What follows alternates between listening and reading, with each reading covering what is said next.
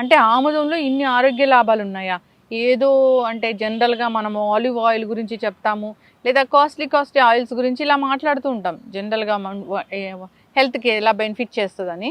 అయితే ఆముదము మన ఇండియన్‌ది ఇది. చాలా బాగా పనిచేస్తది ఆరోగ్యాన్ని కాపాడడంలో అన్నారు.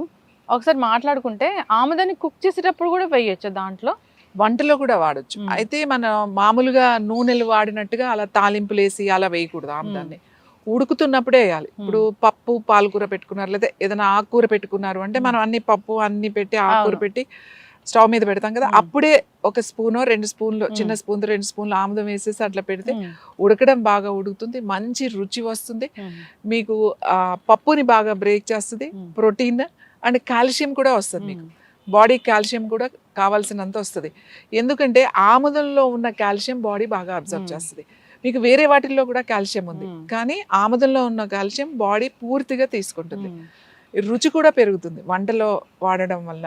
ఇంకా ఆకుకూరలు ఉన్నప్పుడు ముఖ్యంగా తోటకూర వండినప్పుడు, తోటకూరకి కాంబినేషన్ ఏంటంటే నెయ్యి, ఆముదమే వండాలి.